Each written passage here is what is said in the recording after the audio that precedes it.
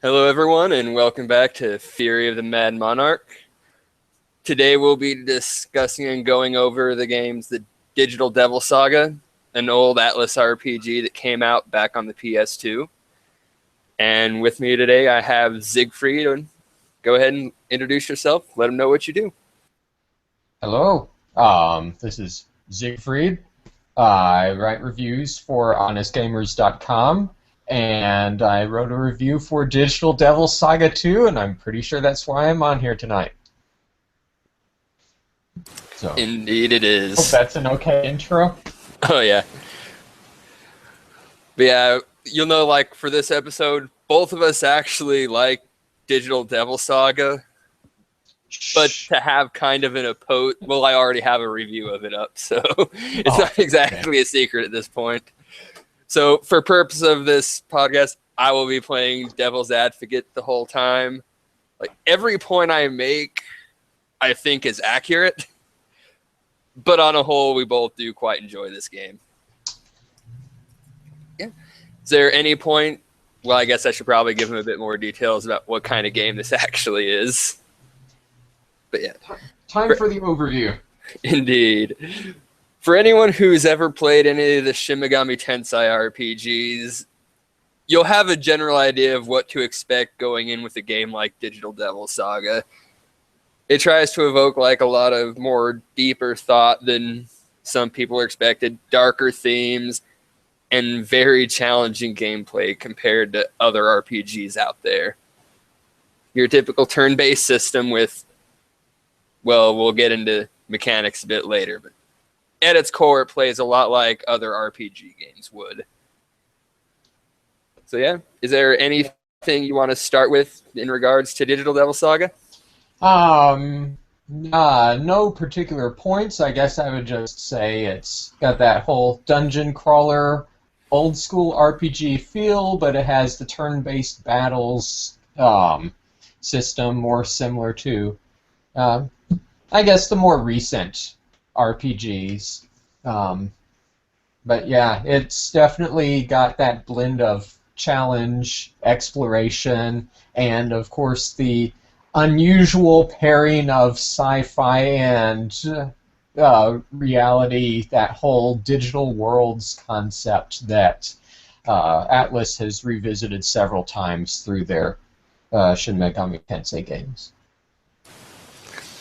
All right. I guess then to start off with, I'll admit right off, this is a very nitpicky point, but it bothers me so much, is the mini-map in this game is terrible. Like, you don't see any borders or boundaries when you're walking around the dungeons. So on the mini-map, it's constantly looking like, oh, hey, here's a pathway. It looks like I just kind of glanced at it earlier. Let's walk down, and you'll just end up walking right back down a dead end. But if Clearly, you clearly Atlas believes in the element of surprise. clearly. But yeah, when you pull up the full mini-map, though, or like the full map, you'll see the borders. I don't know why those couldn't have been on the mini-map, because it infuriated me so many times. Because the maps in this are mostly a bunch of hallway type setups in the dungeons. So you're kind of checking the map just to make sure if you've gone this way or not. But you can't even tell because of those stupid non-existent borders. But as I said, I know this is a Yeah. nitpicky point, but it Yeah. bothered me.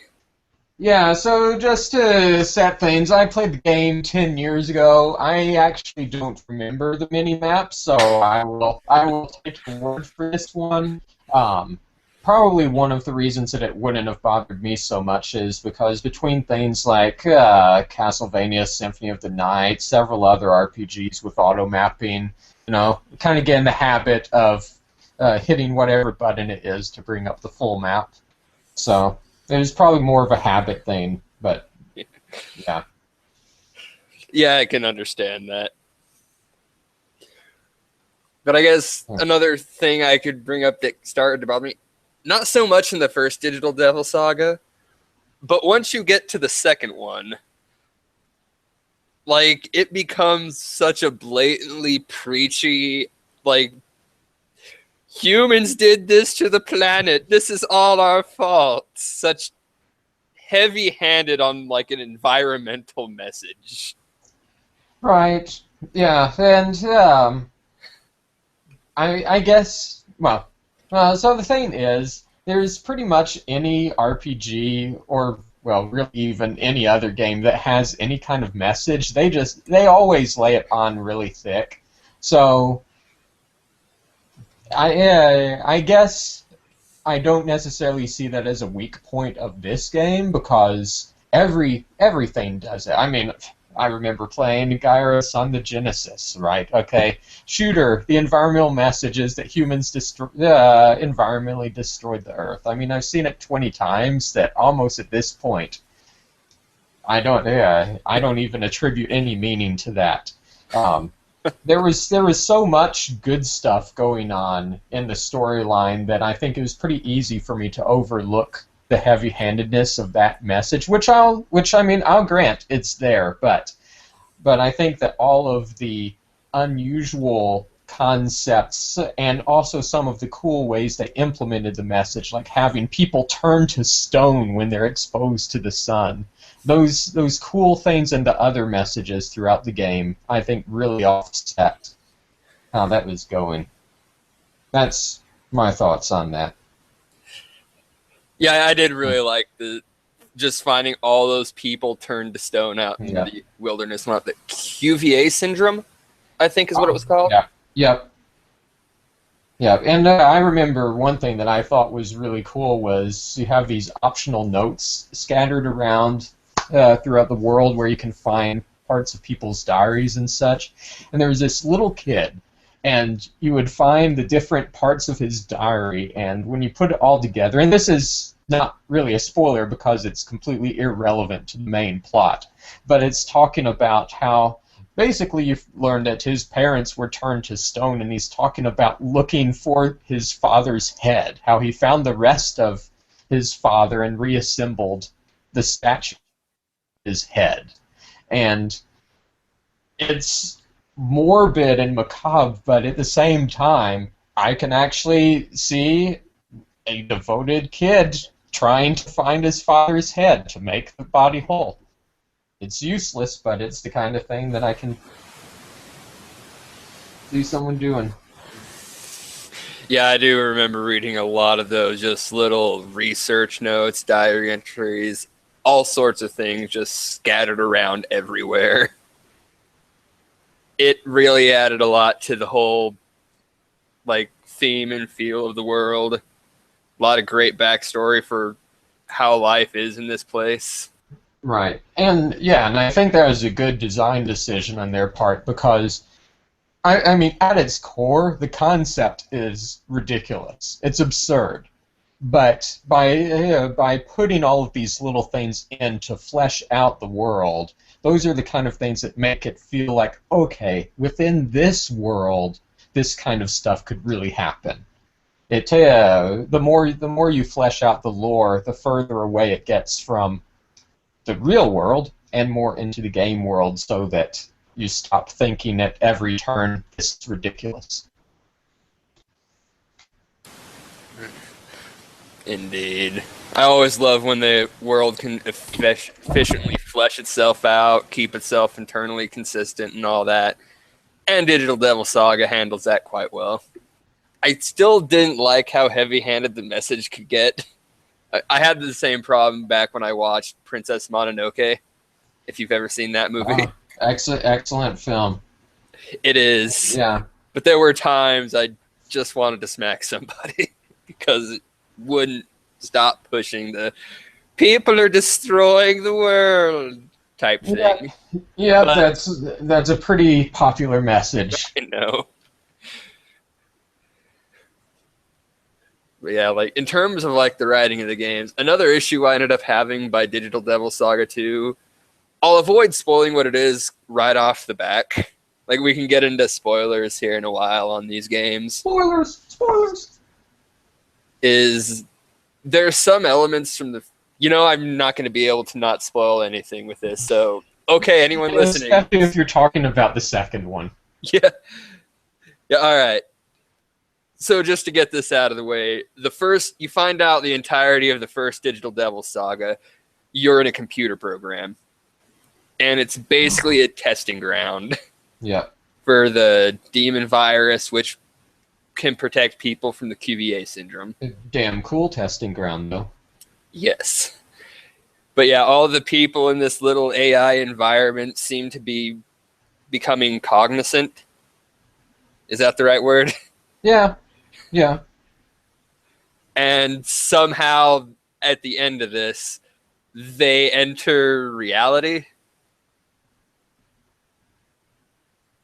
That's kind of just a glossed over point almost. It's like, oh, everything's data in the world. The stuff in the program's data, so it just brought that data into the real world. And all right, a bunch of AI programs are now in the real world. It's Yeah. Like, okay.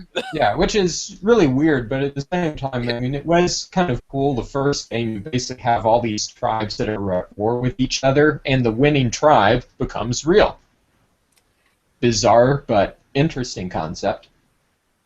You know, I got the impression that was never the intention. Like, I don't think they intended whoever won this to be brought into reality. Oh, right. That That's seemed to be what they incorrect. advertised, but yeah, I don't think what they intended. Yeah. I'm pretty sure that was fully Sarah's doing. The chick who you find in the first game, the cyber shaman, seems able to control so much crap. I'm pretty sure that was all her doing that brought you into reality. Yeah. Maybe. Odd things tend to happen a lot more frequently when you have a god character in there. Yeah. It never really tells you if it's her or not. And it's very vague on this topic, so maybe she had nothing to do with it, and I don't know. It was all her.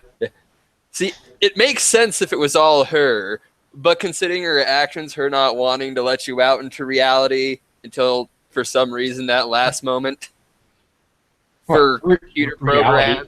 Reality sucked. Yeah. What I'm saying is, like, and these are programs she didn't even start to get to know until the beginning of the first game. I mean, I know everyone's based off people she knew in reality, except for Gale and other people in the world, which it never really tells you how these people she didn't know ended up in this AI program. They just kind of are. So my memory there is that it was that Colonel dude, he took control over the AI program before he ended up dying. Like, he was using it as his own testing ground. She created it, he found out about it, started using it as a testing ground. So that'd be my guess how those people ended up in there. So the thing, though, is why would he just go, well, we need to create some AIs. Let's base some AIs off these real people. I mean, it made sense for Sarah to do it because, well, she created this world as a cyber shaman. It became a place she could actually do things. So it makes sense people she knew and cared about would be the types of AI she created.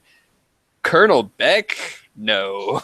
It makes no sense he would go out of his way to put all of these people's AI type things in the programming. He had such deep emotional ties to them. Yeah, I don't think so. He seemed kind of like an asshole to begin with. Just a bit. Like, I think they were trying to imply it had to do with Angel, who was Sarah's hermaphrodite mother, I think. Maybe she had something to do with it, or at least in the case of one of them. Because all these people had connections to Sarah or Angel that Sarah didn't have. Yet again, what I'm about to say is going to spoil a huge moment at the end of Digital Devil Saga 2. But you have everyone running off to the airplane thingy so they can make it to the other EGG so Sarah can communicate with God. And Angel shows up, and Gale's the one who decides to stay back and fight her. You find out he was basically her boyfriend before he got killed in some rebel attack, which is what caused her to go all crazy pants on everybody.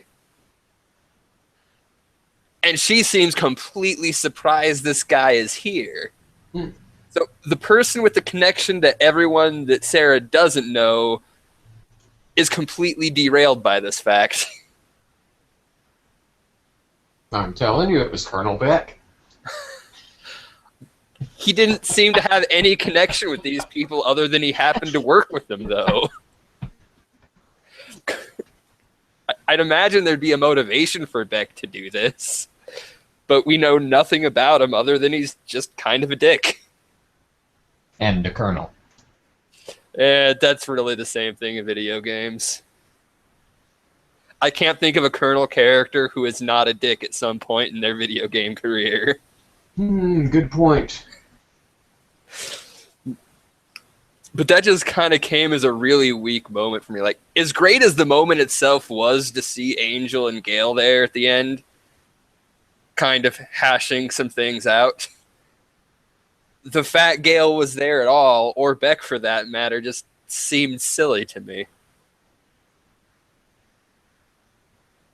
Right. Yeah, no.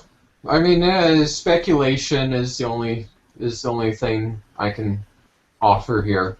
And, I mean, the speculation would be that if you're going to be creating AI personas, basing them off of real people, I mean, if you have the ability to implant real people into an artificial computer program, it seems like that would be easier than trying to create their own personalities. But, you know, that's assuming a lot of things about the world of Digital Devil Saga, and who knows? Who knows what the official answer is? Who knows? It might be out there somewhere. I don't know. Yeah, it just seemed overly vague, even for the rest of the game's standards. But yeah, it can at least be speculated of what might have caused this to happen. It's Colonel Beck. It's weird he'd randomly pick out Angel's ex, though, who died a few years before that project started. You think you'd avoid picking the person that would bother your boss? Maybe he didn't like his boss. You know, that's entirely possible. I don't think many people like Angel in the story of this game. Except for Gale. Right. He's actually my favorite character since the first Digital Devil Saga. I love Gale. One I thought was interesting was Cielo. In the first Digital Devil Saga, he's barely there, and then in the second one, he's suddenly a hugely important character. He's everywhere and making philosophical comments all over the place about everything. And of course, they gave the guy with dreads this ridiculous Jamaican accent. But I was just about to say that. Just imagine any philosophical point you've ever heard anyone make, but add in, "Eh, brother." Right. And he would really say, "Hey, brother." That's the thing. He literally said, "Hey, brother." A lot. I'm pretty sure that was his catchphrase. Yeah. God. Why did they have to give him that accent? Nobody else had an accent except him, and for some reason every one of an opposing tribe spoke like that, but they weren't voiced. Yeah. All right. Slight aside here. I think I know an accent in a game far more ridiculous. Did you ever play Dragon Quest V, Hand of the Heavenly Bride?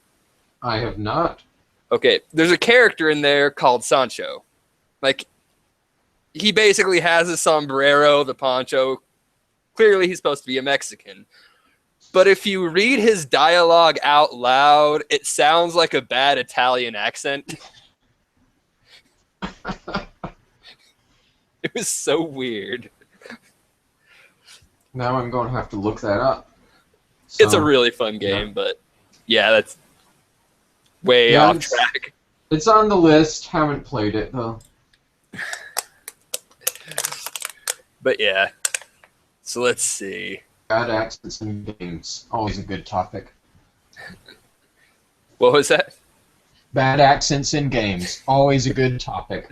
Just gonna need to create a list of the worst one day. So, be sure to look up Last Alert.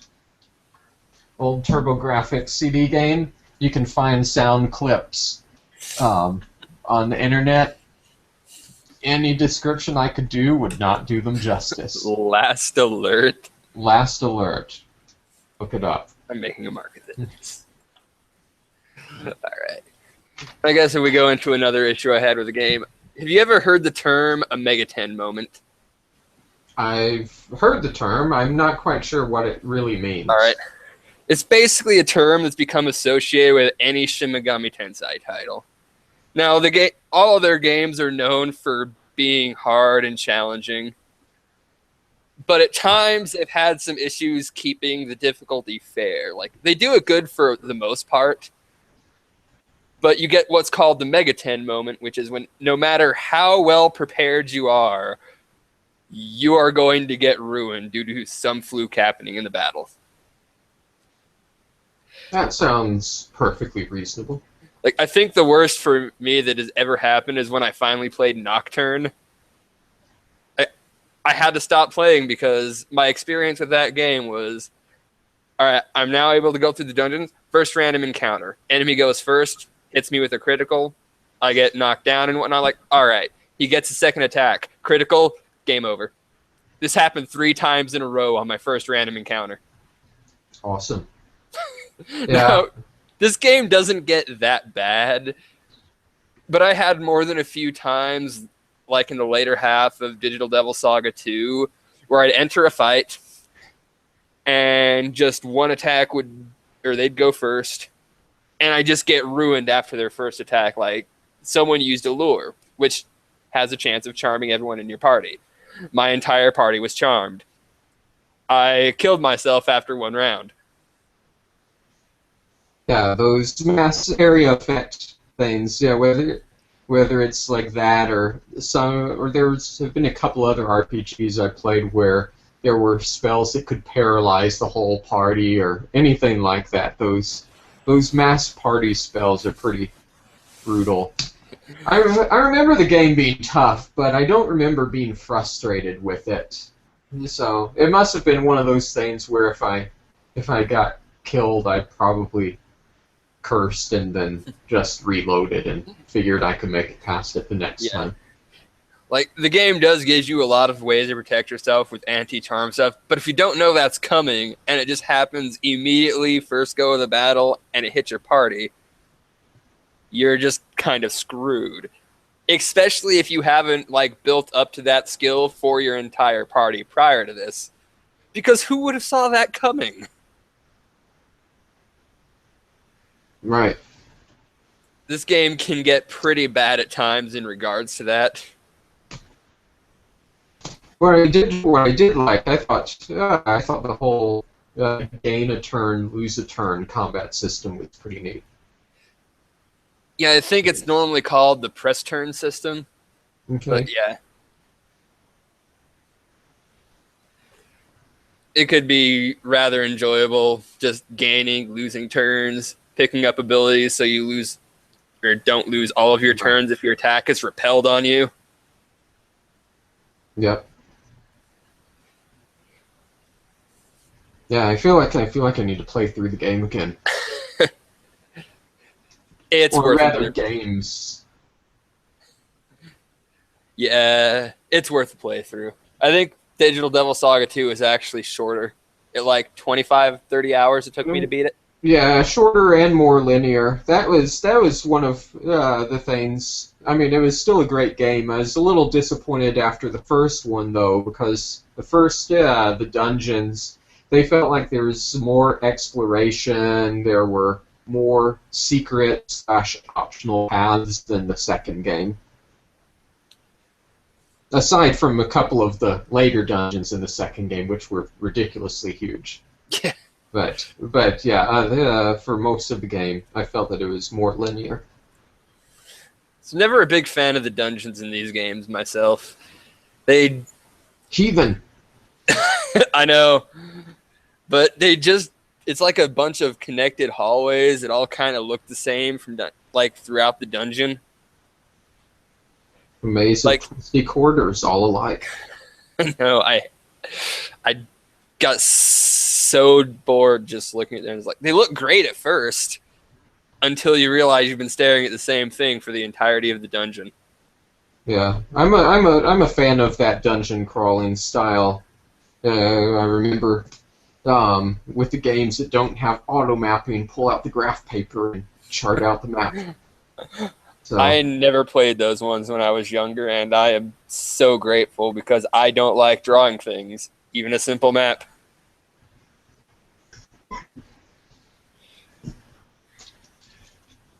But yeah, I still feel though like there could have been a bit more variety throughout the dungeon. Just, to keep it looking a bit fresher. yeah, I thought the second game did a pretty good job of that. The first one, yeah, a lot of them were spent inside complexes where they varied the color of the wall. The second one, yeah, there were outdoor scenes. There were in the indoor, like the prison area. Then you have, which I thought that part was pretty neat. Then they have I don't remember the name of the facility, but it had more places that had a different look. My one thing though is that a lot of it felt more linear. Yeah, it did do a lot better in terms of just the aesthetic of the dungeons. But yeah, it did oddly feel more linear. But I don't really mind that. I'm used to playing like your old school Super Nintendo RPGs, some of your PlayStation era, a lot of which didn't have as many options as later games started having for just side stuff you could do. Right. Yeah, or if yeah, it was less side stuff and more, oh, you can explore this corner to open this chest. That's kind of how the PlayStation, Super Nintendo era was. You did have a lot more open ones like Dragon Quest V, which we didn't get until the DS remake, or Final Fantasy VI had a whole lot of side stuff to do. Right. But Yeah, for the yeah. most part. There were a few of them out there, but also you have to remember that Dragon Quest and Final Fantasy were two of the biggest, most popular franchises. So yeah, they would probably get a little more time put into them for that kind of thing. Indeed. Alrighty, so what else about the Digital Devil Saga games that you find yourself enjoying? Rather than just me sitting here talking about terrible things about it. So I was a huge fan of Heat. I thought he was a pretty cool character throughout both the first and the second games. Awesome dude. He annoyed me after a certain point. He Uh-oh. was just always so angry. He had a lot in his chest. I know, but it hit a certain point of just, can you enjoy something in life? You like cats. Something. Or are you just this ball of, I want to punch people in the face, and I hate everybody.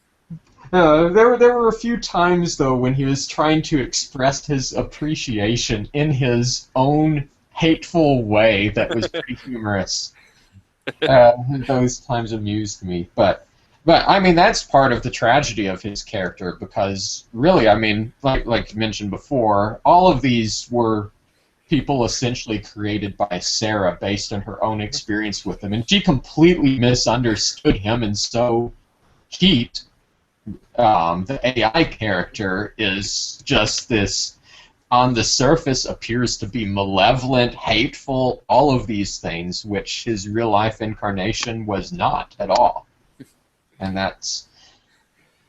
See, I do like the dichotomy. Cool. Yeah, I do like that dichotomy there between like Heat and how he probably was in reality, but it doesn't make his AI version any more likable. He's still a dick. Well, but a likable dick. I guess that's where we disagree on. I don't think he is likable. Like, I found out he was like the bonus character you could get to join you in the second game. Like, I found out about it playing through the first, which I didn't like how you had to do certain things in the first Digital Devil Saga in order to get heat in the second one. Yeah, that was kind of lame, but I did restart the game to do those things because I liked them so much. When I found out it was going to be heat, though, I answered a question wrong specifically because I liked Rolando, so I could use him instead of heat. Do you like the drunkard better? Yes, I did. I liked Rolando. Yeah. He actually was pretty cool. Yeah, it's funny they introduce him, and the first time you see him, he's pulling a bottle out of his jacket and taking a swig. Probably, yeah. My favorite heat moment, though, was in the first game. Right after they've beaten Argilla's friend. All right. So this lady, lady transforming into a demon. They just beat her, and she transforms back into her human form and gives her speech about. Well, I'm sorry, I have to die now, but at least I found you a friend. All right, saying to this other lady, and then she dies, and Heat just walks up and says, "Devour her." It's like, laying it on a little thick early, aren't you? That was my favorite Heat moment. Didn't that bat guy just eat her the moment they left anyway? Yes. Just hanging out up there. Yep. Freaking bat. I was so happy when you finally killed him. Yeah, he was. Yeah, he was one of those recurring villains that you really want to just die. Yes. There is nothing cool or likable about him at all, which I guess mission accomplished. I think that's what they were trying to do. And all right. Of course, when I found out that he had eaten that lady, I was like, well, damn, if I'd known, he should have just eaten her. All right. Involving Sarah here, though, that I don't think they realized what they wrote in the second game implied, but you've had that whole bit where you find out in the case of Sarah, like, her body's been aging rapidly. Yep. So she's actually very young of mind. Presumably still a child in mind. Yeah, I think they said like 7 or 8 or something like that. Now just think back on your memory playing Digital Devil Saga 1. Mm-hmm. Is there anything in this game that seems off to you knowing that? Of course not. Yeah, I know exactly what you're saying, yes. Clearly not the time Heat forced a kiss on a 7 or 8 year old mind. Well, right. Of course, he had no idea of that, and I don't think he ever knew that, actually, because I don't think he was around when they were talking about that in the second game. But, I mean, it would have been too late anyway, because he had already kissed her. Well, I know. Just like, to his credit, he didn't know. But yes, it does kind of make you think. Well, the thing is, his feelings didn't seem to change in Digital Devil Saga 2. Right. And according to him, there was a moment he remembered it. Like, he remembered his previous life, which a lot of people seem to have done, like Colonel Beck and the guy. Yeah. But his feelings stayed the same, so I'm like, is he a pedophile? I don't think that was intentional on their part. Yeah, I don't. Yeah, well, yeah. That's one of those. So on the other hand, she didn't act like a little kid in the games so much. Well, not that little of a kid. Yeah. So it was. yeah, that was a very bizarre point. Yeah. Not quite sure what to think of that. I can't help but think they didn't contemplate her rapidly aging body thing until they made Digital Devil Saga 2. So they included that scene, and then they got to 2, forgot about that scene. right. Well, I think that has to be what happened here. But and they had clearly not written all of Digital Devil Saga 2 when they completed the first one, because one thing I remember is there's this guy who transforms into a wolf, right? And then when you kill him, you've got this wolf man lying on the ground delivering a speech about honor. I mean, never mind that you were his friend and he just tried to kill you, but he's telling you all about honor, okay? And then he says, "And I have a son. I don't even know what a son is, but I know I have one. And he's a boy of honor. Tell him that." Okay, all right, fair enough. In the second game, when you meet him, they replay that scene, but watch the scene again, and they change it a little bit, and they say, my son is a child of honor. Tell him that. You'll recognize him because he'll be holding an olive branch. So they added that little part in. And you look at this dude, and you say, "Oh my gosh, you're holding an olive branch." And I don't know. I so remember hearing that in the first game. Oh, okay. I'm pretty sure. Well, I didn't remember it, so. That just could be. That was one of those things that I remembered and wrote down in my notes that never made it into my review as one of the weird little points. But I could be wrong. Still, though, it was very interesting that this kid would hang onto an olive branch for so long and happen to be waving it around in front of heroes. And I don't know. Maybe if they gave a reason as to why he held onto that olive branch. oh, well, the olive branch represents honor. Sure. Why not? I think they said that, actually. I think they actually said that in the game.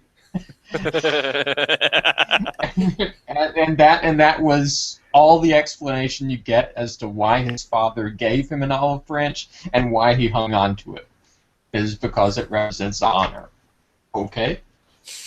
Sure. I'll run with that then. I've heard sillier things.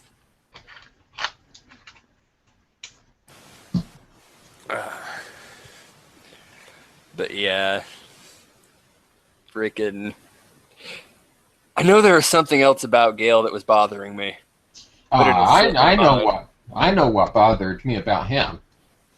I really hate capris. He's always wearing capris.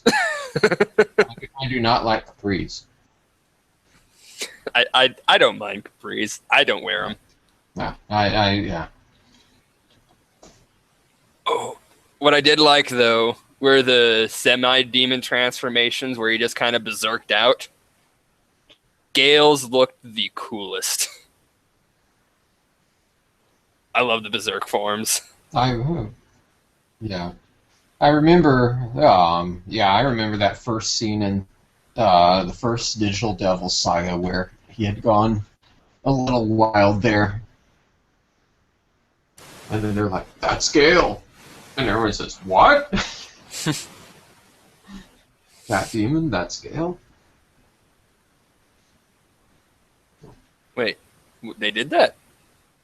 Yeah, he was going berserk in the headquarters. And Cielo said, "Guys, that's Gale." I completely forgot about that Everyone was scene. confused. Yeah. And you're supposed to be the Gale fan. No. It was everything after that I started liking. Like, I guess. Well, yeah, I think we had only...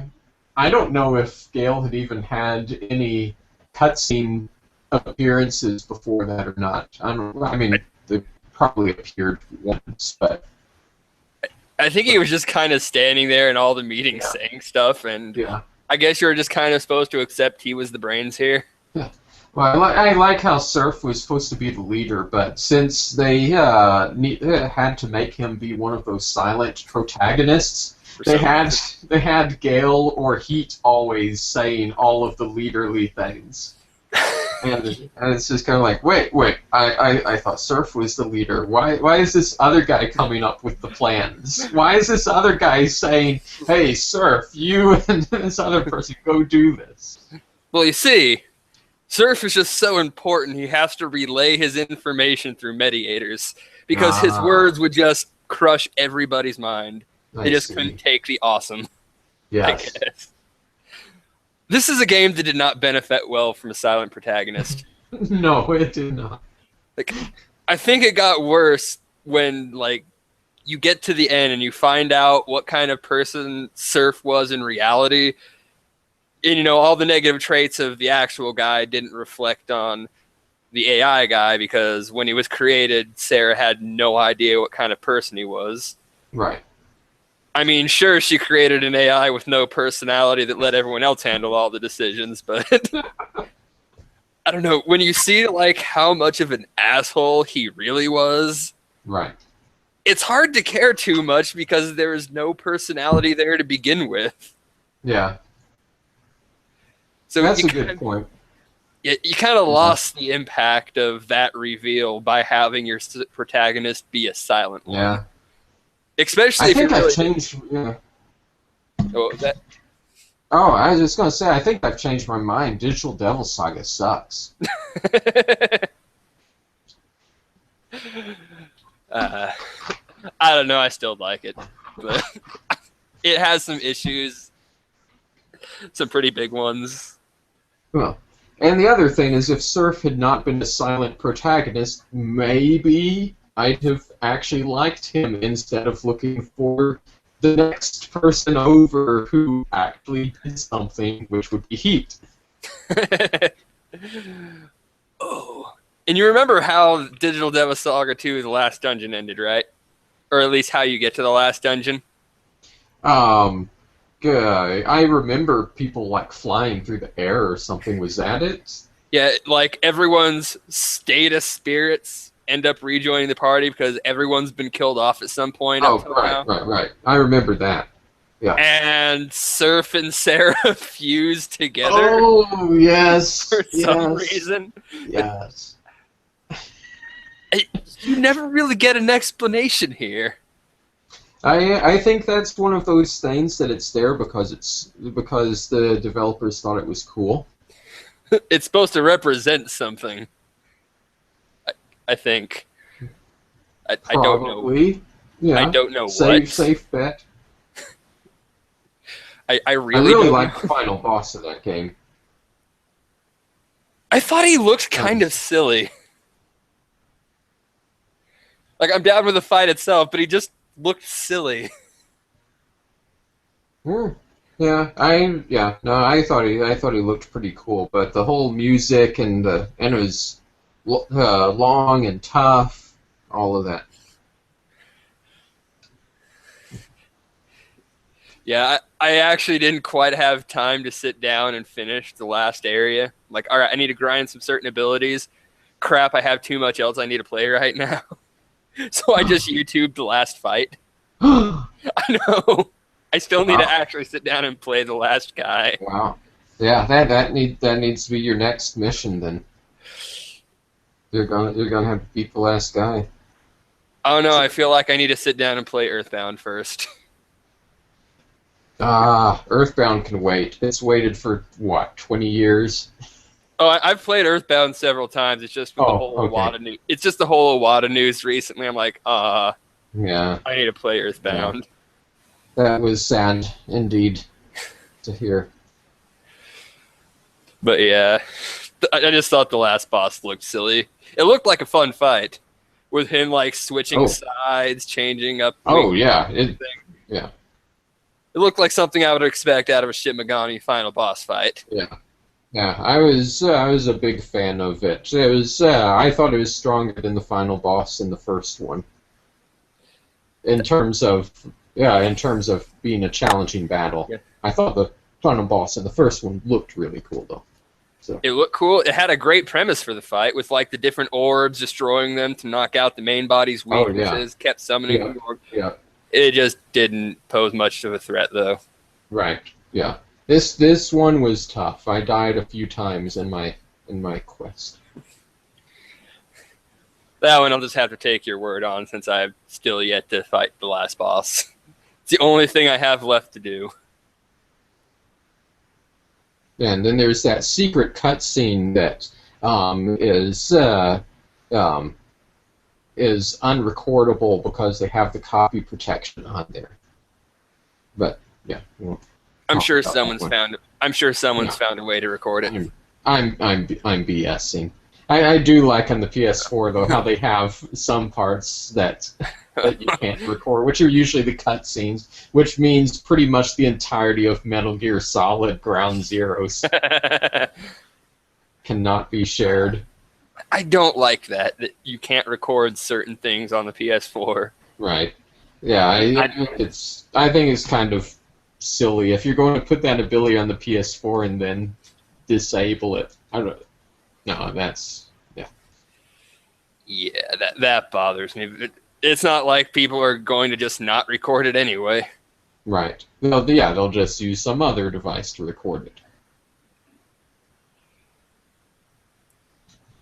But yeah, no, it's weird. Like I found the Digital Devil Sagas to be some of the easiest Shin Megami Tensei games.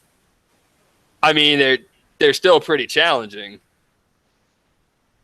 But compared to the Personas, Devil Summoner, Devil Survivor, it's not that hard. Yeah, it's challenging, but easier than others. Still harder than most other RPGs. Yes, this is true. Yeah, definitely much. Yeah, a lot of RPGs are basically soundtracks where you press X. Digital Devil Saga, definitely not. No, that game still makes you think. But yeah, I didn't really like the data transfer at all either. I don't think this game handled that in any reasonable way. Like, you have those nodes you'd unlock on your mantra lists compared to like just going down the separate paths in the first one. But you'd unlock a node, everyone in your group would get bonuses to a certain stat based off what was unlocked or how many mantras you'd unlocked originally. Like, all right, so what you're telling me is if for some reason you didn't get the chance to play Digital Devil Saga 1, which right now it doesn't matter so much since they're both right there on the PSN. You can't never have the chance to play Digital Saga 1 now.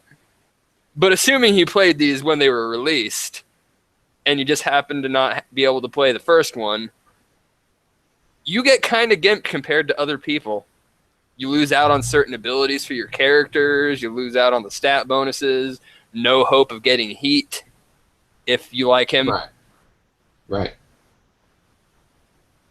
And that's some pretty, especially heat, some pretty big content to just not get. Yeah, and I mean, I get what you're saying, but on the other, I mean, looking at it from the creator's point of view, they probably wanted to push people towards playing the first one. I mean, it's really one game divided into two parts. I mean, it's like going out and there's this .hack thing. I think I'll start with number 3. I mean, yeah, there are going to be people who would do that, but that's not what the developers want people to do. So, for better or worse, they're going to try to push people towards playing the original game. I don't remember how well they advertised this fact on the packaging of the Digital Devil Saga 2. Now, that's a good question. Did they advertise that? But I can see why they would want you to do that. That's probably not what marketing would like, of course. but the actual developers, I can see them wanting to do that intentionally. It's something I think would work fine in like a more digital age like we're in now, to where you have that option of getting the first. But these are not big games. Like, it is. Remember back on the PS2 how hard it could be to find some like Atlas or NIS titles after they came out. It really depends on when you were looking for it, because these two games, I don't remember how far apart they were, but when the second one came out, the first one was still on shelves. But I know that if you go fast forward a year or two after the second one came out, yeah, good luck finding either one. But at least when the second one came out, you could still find the first very easily. That might depend on area, because I never saw either of them like within the year of them releasing here. I live in a smaller area though, so it's a bit more difficult for someone like me to track that down.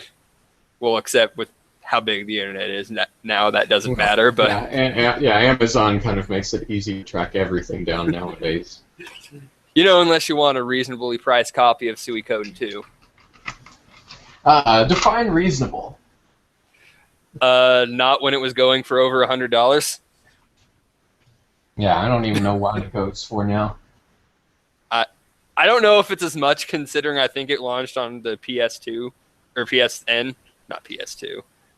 Right. So I don't think it's going to still be those ridiculous numbers. Yeah, that has a tendency to usually lower the prices somewhat. I don't know, didn't Final Fantasy VII still stay pretty expensive after it came up? Because everyone's got to have that non-greatest hits label. Yeah. For some stupid reason. Yeah, so I don't know how much Final Fantasy VII is going for now, but usually what I found is if something's going for like 60, 70, being released on PSN doesn't do much. If it's going for over 100, then you're going to see a price drop. So it seems to be the things that are stupidly priced are the ones that the PSN releases really affect. Let's see. Final Fantasy VII, 1997, non-greatest hit label. It is at $149.99. Good. Is that Amazon or is that eBay? That's Amazon. Oh, okay. Well, everything's... Let's click new and used. Yeah. Wow, that's... Wow. There must be some people who really want that version then. All right, so used is seems to get it for 30. Liar. Oh, okay. All right. If it's still in the package, right. You're looking at the lowest is $116.95. Okay, they just made me a liar then. Not so much if it's a used. But that's still like $30 for a used copy of Final Fantasy VII. Yeah. Just get it for $10 on PSN. Yeah. Or Steam, something. Yeah, right. You can mod it on Steam. Yeah, although the thing that bugs me is that everything you get on your PS3, now, if you move on to the PS4, whoops, sorry, you better keep that PS3. Yeah. Because, I mean, there are going to be a lot of people who get rid of their PS3s. That's what always happens when a new console comes out. And then until it's released as a download on the PS4, then the price is going to start going up again because everyone foolishly got rid of their PS3. All right. Suikoden used, the lowest price on Amazon is $99.99. Well, that sounds fair. $300 is the lowest price for new. Wow. $300 for Suikoden 2 new. It goes up to $550. I know what I need to buy now. I mean, who knows? In a couple of years, it may be all the way up to $325. That's a $25 profit. Let's see. I was expecting Xenogears to be up in that price range. Yeah, that one really fell in price after it went to PSN. Because I remember that one had been going for close to 100 at one point. The most expensive copy new is $124. Right, and That's probably the exception. Yeah, used will be as cheap as $19.30. Yeah. Wow. I did not expect this. That's actually a fair price. How about that? For Xenogears of all games. Right. Well, People I are mean, freaking nuts for Xenogears for some reason. well, it is one of the greatest games ever made. But I mean, aside from that, You clearly did not read my review. I hate Xenogears. how could you hate Xenogears? Were you not moved to tears by the crucifixion? You know, any semblance that last scene had of being taken seriously died the moment there was a giant crucified body. Yes, I'm being sarcastic. I know, but just that last bit, you know, for all the terrible that was disc 2 of like hours upon hours of badly done plot dump. Right. Like what should have been an entire game's worth of content. Like, all right, we're getting some interesting scenes here. They're actually building up to what could be a climax, and there's a giant crucified bunny. Yes. There went any tension left in the end of this game. And the second disc had that whole problem of, well, let's just have this dude sit in a chair and we'll just kind of build stories around that or something. Years of in-world plot happened in that chair. I hated disc 2 so much. And didn't it seem like the dude just like kept getting beat up all the time? Which it's been a while since I played it. His name was what? The main guy, Faye? Faye. Right? Yeah. I really like him as the main character, actually. But yeah. I think he did get beat up a lot. Or frickin' how often Satan ducks out of boss battles. Don't play a shot game of how many times Satan ducks out of a boss battle. You will be in the hospital. I don't think he fights in a boss battle for the first half of Disc 1. And he's with you since the beginning of the game. Right.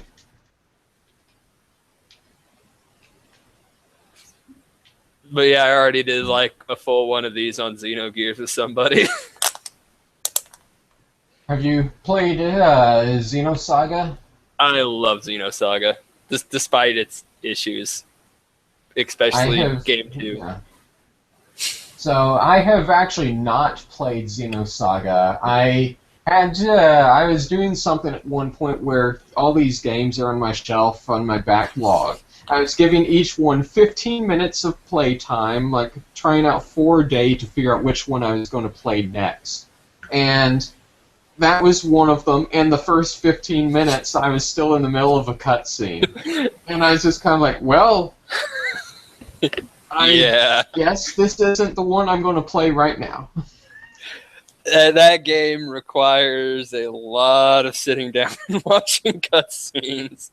They're very good cutscenes, but it's a pretty heavy narrative to gameplay ratio in favor of narrative.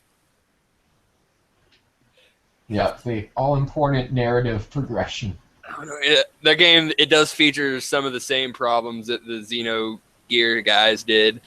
Like, I noticed the big games they've all worked on, like Chrono Cross, that team made, Xenogears, Xenosaga, all suffer from one massive problem. The guys making it don't understand how much content can be put into one game. Yeah. They got better by the time they hit Xenoblade. Like, only one character in Xenoblade got their story shafted. Which was amazing for these guys. And that's one of the whole character storylines is a trend that I usually watch for when playing RPGs, because it's kind of like, okay, you have all these characters. Now, after they've gone through the backstory of the character, is the character still important for the rest of the game, or do they just kind of become that person who's tagging along with the main character now? That happens a lot.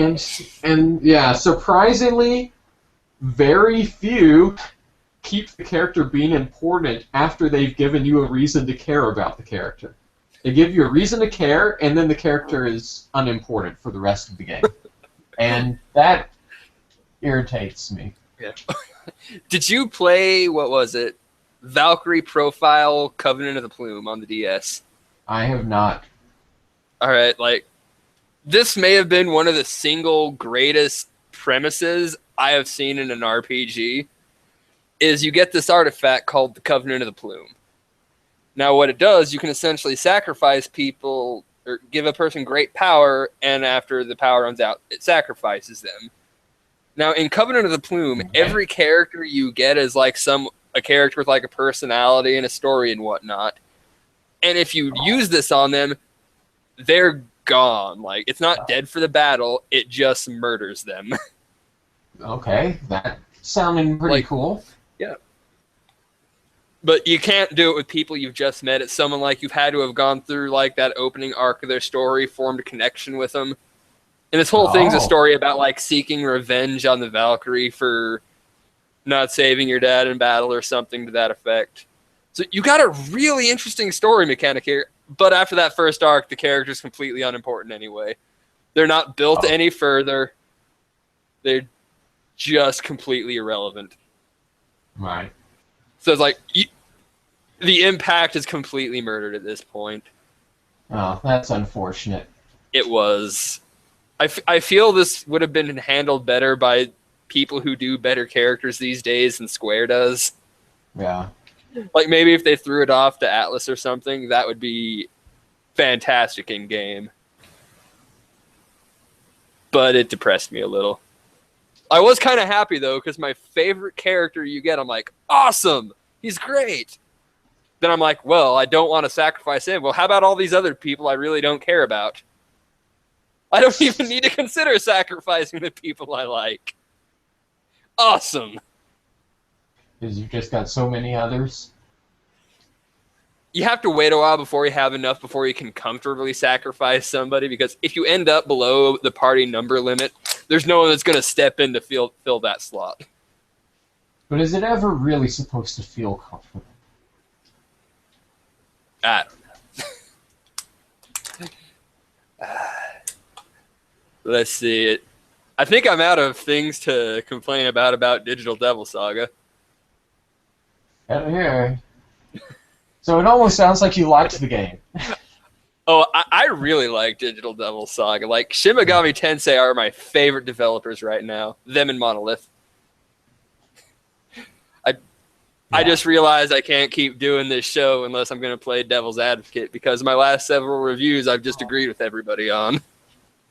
All right. Well, what are you going to be playing next? Well, I'm on Suikoden 3 right now. Finally playing this one. I haven't played that. Like, I didn't play Suikoden 2 till like last year, and it's about one of the only games that have massive amounts of hype built up for it that seems to kind of live up to it. Okay. I actually have not played it. I started playing the first Suikoden, because I was going to play that, and then play the second one, and then play the third. You know, play them in order, even though there's probably no real reason that I would need to do that. But I was going to do that anyway. So playing the first Suikoden, and then one of the early things, it's basically they explain what they want you to do, and then they ask you, do you want to do this? And it's a yes or no. And so, like a jackass, I say no. And then essentially they give the equivalent of, but thou must. Do you want to do this? Yes or no? No. But thou must. Do you want to do this? Yes or no? No. And eventually that ended with me turning the game off. And then I played, I don't know, for like the Lunar remake or something instead. My favorite time that has ever happened in a game is I played Akiba's Trip, Undead and Undressed. Like, the game is so silly, I love it. But at the very beginning, the guy he basically lures you in with promise of rare collectible anime merchandise. Mm-hmm. But you end up just getting strapped to a table.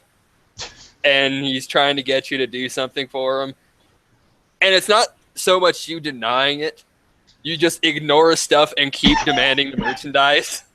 He gets so pissed off he just kills you and it's game over. That's a good twist on the concept. You have to like re-go through the dialogue again after loading back Right. up, but he just straight murders you because he hates you now. Right. It was so ridiculous. Or the digital devil or the devil summoner game or survivor games on the DS. Did you play those ones? I have not played those ones yet. Like, it opens with basically an event that's going to kill you. But at least in the second one, the devil program you have on your phone after downloading the Nicaea app and whatnot kicks in. And it's asked, do you want to continue living? And if you say no, they're like, good, then wait, what? Are you sure? Yeah, I feel it's my time to go. Like, alrighty then.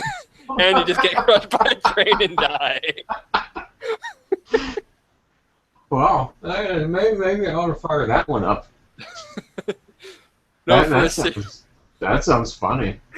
For serious and dark as the Devil Survivor games can get, there are some ridiculous bits like that you can do.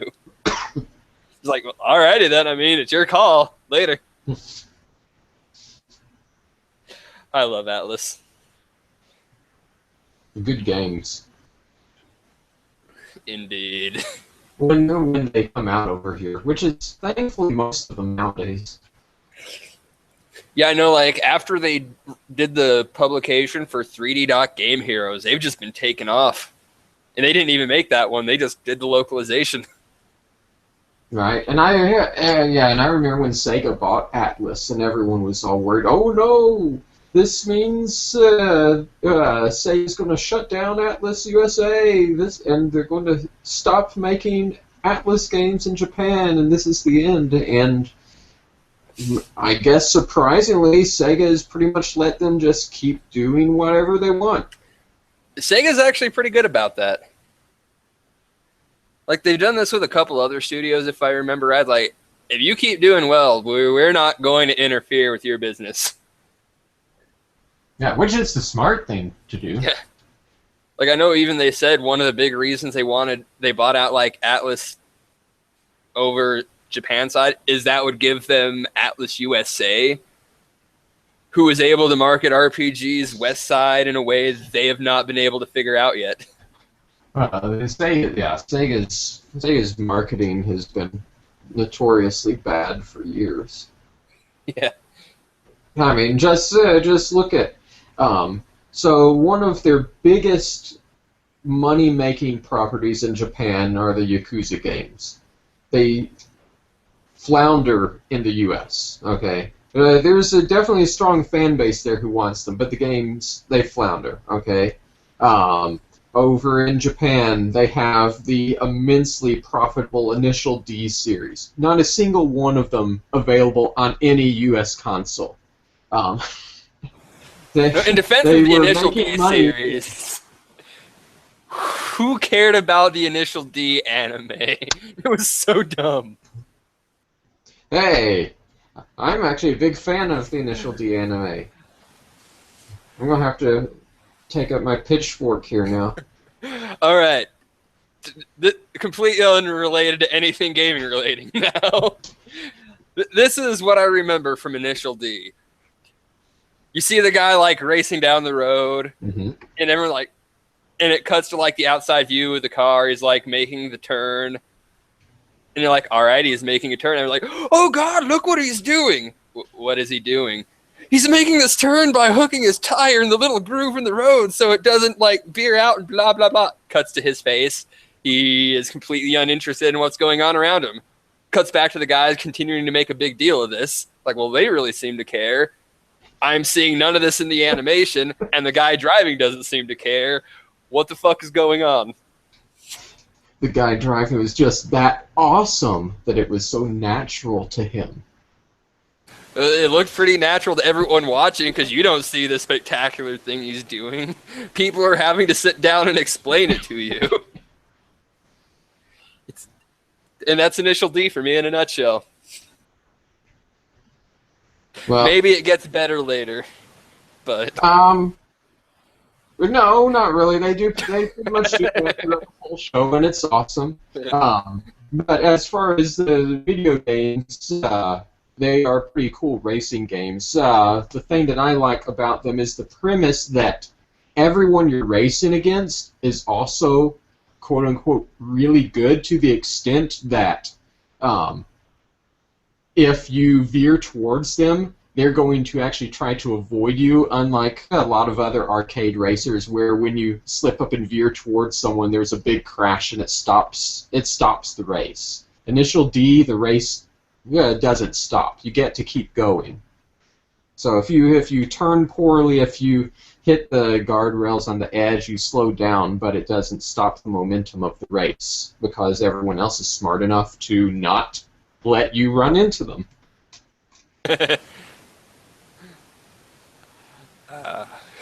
Yeah, I'm not too big a racing game fan, so I don't know. Right. I'm sure it'd find a market over here somewhere. Well, yeah. The point I was making though is, I mean, those are two, and there are more huge properties Sega has over in Japan, but either don't market them over here or they mismanage them so badly that they end up just tanking, and then you get written off as no one will ever buy this. Yeah, it's a little depressing. I'd like to see the games come over, even if I'm never going to pay for them.